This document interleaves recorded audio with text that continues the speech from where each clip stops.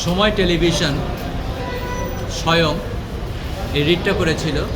এই রিটটা করার আগে সরকারের কাছে একটা রিপ্রেজেন্টেশন দিয়েছিল যে সরকার যেন হেন্সফোর্থ এখন থেকে এই টিভি চ্যানেলকে নিরপেক্ষভাবে সংবাদ প্রচার করতে দেয় এবং সেখানে যেন কোনো রকম প্রতিবন্ধকতা সৃষ্টি না করা হয় এবং তাদের ইচ্ছামতো সংবাদ পরিবেশন করতে বাধ্য না করা হয়, যেমন কিনা আগের রেজিমে করা হয়েছিল। সরকারের পক্ষ থেকে কোনো উত্তর দেওয়া হয়নি।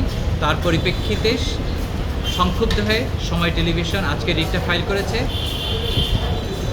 রুলের টার্ম এই মর্মে যে এই সময় টেলিভিশন যেন নিরপেক্ষভাবে যে কোনো সংবাদ পরিবেশন করতে পারে কোনো রকম ইন্টারফারেন্স ছাড়া ফ্রম এনি কর্নার।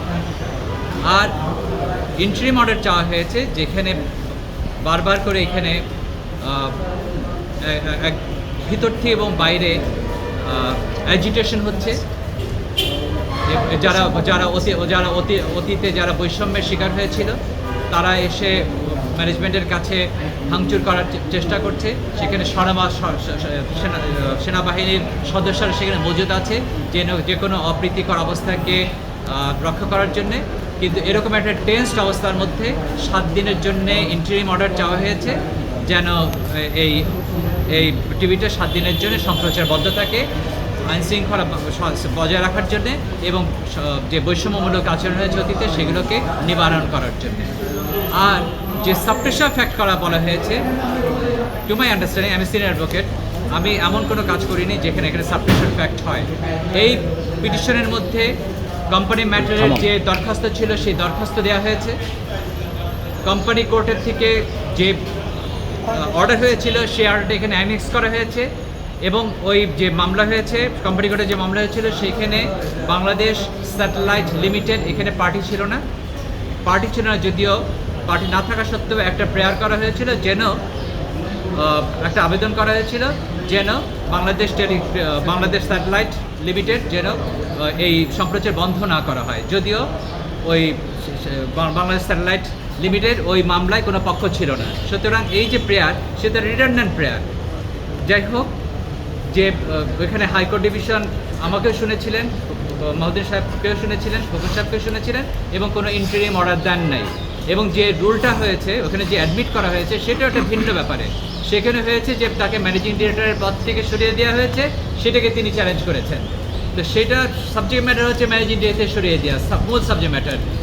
আর এখানে মূল সাবজেক্ট ম্যাটার কখনোই কোম্পানি ম্যাটারে এই টেলিভিশন সম্প্রচার বন্ধ হবে কি হবে না সেই ব্যাপারে কোনো রকম বক্তব্য ছিল না।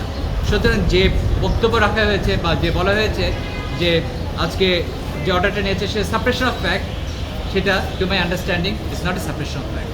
7 দিন কখন এবং 7 দিন আজকে থেকে যে মুহূর্তে কমিউনিকেট করা হয়েছে আজকে থেকে 7 দিন। এখন আজকে যদি কোনো রকম অপ্রীতিকর ঘটনা হয়, যদি কারোর প্রাণ নাশ হয়, তবে তার দায়িত্ব কে নেবে?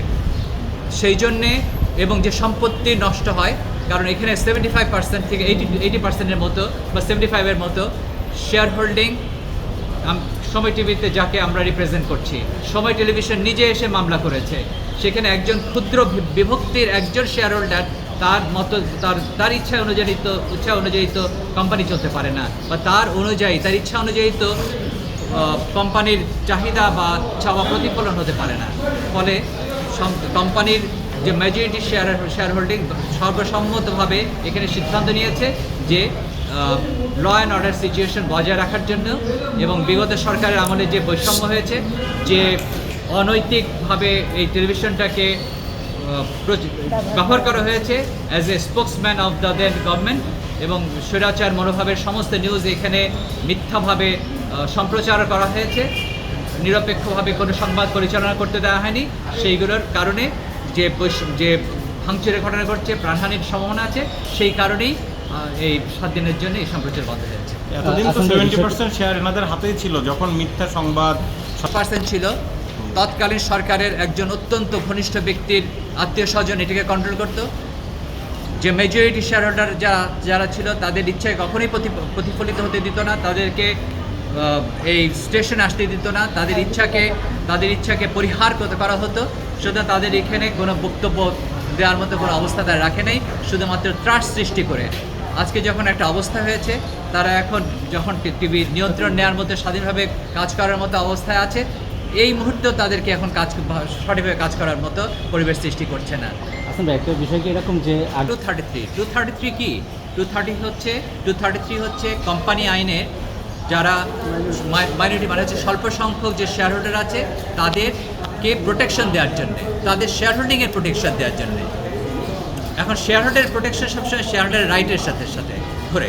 What are the share holders right? যেমন তার ডিভিডেন্ড পেতে পারে, AGM-এ এসে থাকতে পারবে কি থাকতে পারবে না ইত্যাদি।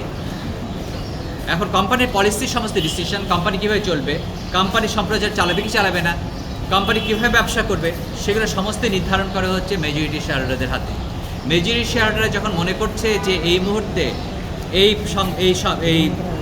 স্টেশন চালানো, টিভি স্টেশন চালানোটা এটা ঝুঁকিপূর্ণ এবং এটা এখানে মানুষের যেমন জীবনের জন্য ঝুঁকিপূর্ণ তেমনি সম্পত্তির জন্য ঝুঁকিপূর্ণ, সুতরাং এই ঝুঁকিকে এড়ানোর জন্য শুধুমাত্র 7 দিন এটাকে নিরসন করার জন্য এই সময়টা নেওয়া হয়েছে। আচ্ছা, আরেকটা Basic বিষয় difference হলো কি 7 দিন পরে কোম্পানি ম্যাটার রিট না, এই দুইটার বেসিক ডিফারেন্সটা কি? আপনারা আজকে যেটা অর্ডারটা পেলেন আর আগে যেটা ছিল, আগে যে হাইকোর্টে হ্যাঁ, এটা একটু clear করো।